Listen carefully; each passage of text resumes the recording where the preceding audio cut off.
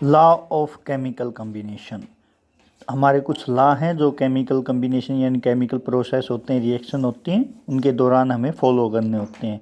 तो जैसे first law है law of conservation of mass given by L Lavoisier, जो कि हमारे फादर ऑफ केमिस्ट्री हैं। उन्होंने पहला लॉ जो केमिस्ट्री का दिया था, लॉ ऑफ कंजर्वेशन ऑफ मास।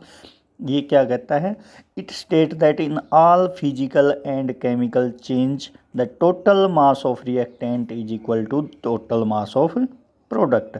अगर हम ये कहें कि 10 ग्राम रिएक्टेंट लिया हुआ है तो प्रोडक्ट का मास भी 10 ग्राम ही होना चाहिए। जैसे फिजिकल चेंज है, आइस है, आइस को हमने गर्म करके वाटर में कन्वर्ट कर लिया, तो 10 ग्राम अगर आइस है और हम ह्यूमन एरर को नेगलेक्ट कर दें कि हमारे से कोई गलती नहीं है, कहीं पानी को गिरने नहीं दिया, तो 10 ग्राम आइस का 10 ग्राम ही वाटर बनेगा। तो ये आपका लॉ ऑफ कंजर्वेशन ऑफ मास है। कोई केमिकल रिएक्शन लिख देते हैं, जैसे सोडियम क्लोराइड और सिल्वर नाइट्रेट है, NaCl और AgNO3, इनसे कम्बिनेशन से सिल्वर क्लोराइड और सोडियम नाइट्रेट बन जाता है। तो जैसे मान लीजिए 4 ग्राम NaCl है, 6 ग्राम AgNO3 है और 2 ग्राम मान लीजिए AgCl बना है, तो 8 ग्राम NaNO3 बना है। तो मास ऑफ रिएक्टेंट क्या है? 4 + 6 10 ग्राम। मास ऑफ प्रोडक्ट क्या है? 2 + 8 10 ग्राम। तो इसका मीनिंग यही है कि अगर ह्यूमन एरर, हमारी कोई गलती ना हो, रिएक्शन में जितना मास रिएक्टेंट का लिया है उतना ही मास प्रोडक्ट का बनेगा। In other word we can say matter can neither be created, ना तो मैटर को हम क्रिएट कर सकते हैं, ना तो बना सकते हैं, नॉर बी डिस्ट्रॉयड, ना ही उसको डिस्ट्रॉय कर सकते हैं। ना तो मैटर को क्रिएट कर सकते हैं, ना डिस्ट्रॉय कर सकते हैं। क्या कर सकते हैं? सिर्फ उसको चेंज कर सकते हैं दूसरे मैटर के फॉर्म में। जैसे सोडियम क्लोराइड और AgNO3 मिलकर कुछ अलग प्रोडक्ट बन गए, AgCl और NaNO3। हाँ, ये होता है न्यूक्लियर रिएक्शन में mass is converted into energy.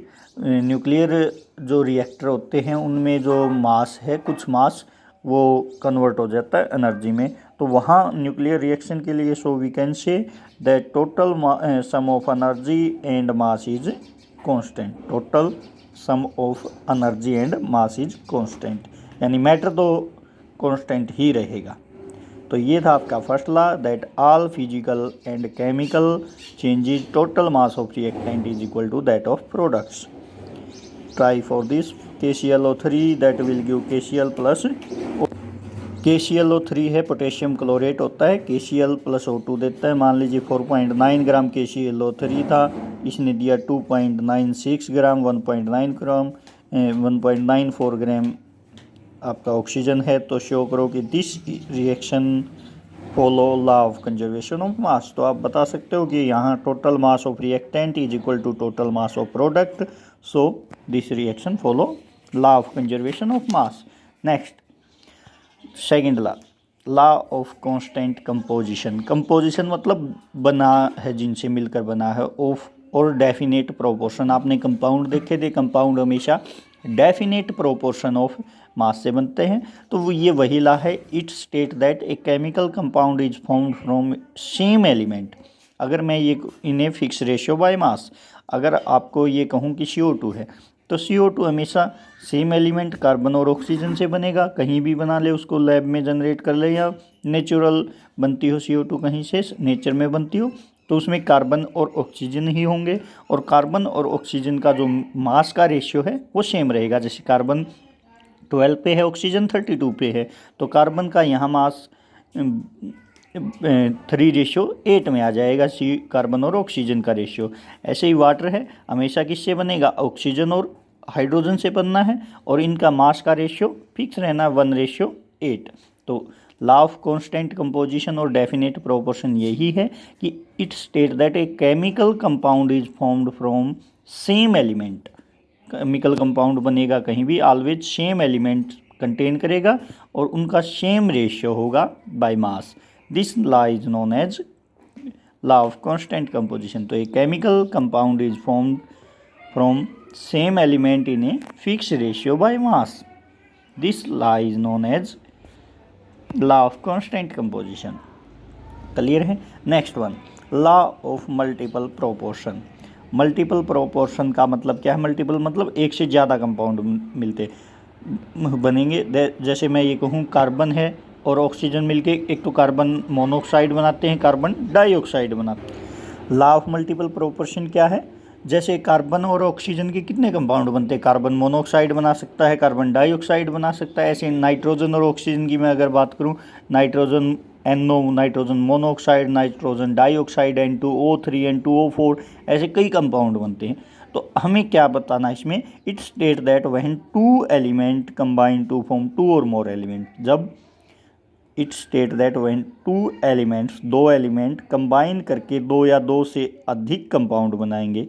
It state that when two element combine to form two or more compound, दो या दो से अधिक बनाएंगे, then masses of one element which combine with a fix mass of other. मान लीजिए एक का एलिमेंट का फिक्स कर लें, bear a simple ratio to one another. जैसे मैं ये कहूँ कार्बन, ऑक्सीजन और कार्बन डाइऑक्साइड, इसमें कार्बन का फिक्स कर ले दोनों में।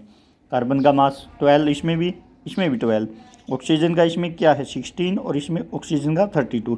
तो अब इन दोनों ऑक्सीजन का रेशियो देखें तो वो सिंपल रेशियो मिलेगा। जैसे ratio of oxygen in two compound is 16:13, 1:2। तो आपको मल्टीपल प्रोपोर्शन में ये देखना है, जब दो element, when two element combine to form two or more compound, दो या दो से अधिक बना लेंगे। जैसे कार्बन है, कार्बन मोनोऑक्साइड और कार्बन डाइऑक्साइड बना रहे हैं, तो हमने एक एलिमेंट का मास फिक्स कर लिया। Then masses of one element which combine with fix mass of other bear a simple ratio to one another.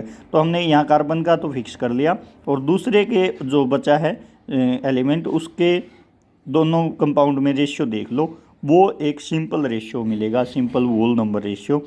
जैसे कार्बन का यहाँ फिक्स करके 12 कर दिया और दोनों में 12 है। ऑक्सीजन का यहाँ 16 है, ऑक्सीजन का यहाँ 32 है। दोनों का ऑक्सीजन का दोनों कंपाउंड में रेशियो देखोगे एक सिंपल रेशियो है, और वो कार्बन के फिक्स रेशियो से कार्बन का रेशियो फिक्स करके बाकी जो रेशियो बचा ऑक्सीजन का, वो एक होल नंबर रेशियो मिलेगा।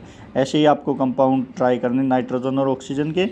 नाइट्रोजन NO, N2O, N2O3, यहाँ मान लीजिए नाइट्रोजन का 14 फिक्स कर लेना, उसके अकॉर्डिंग ऑक्सीजन का इन तीनों में रेशियो देख लेना।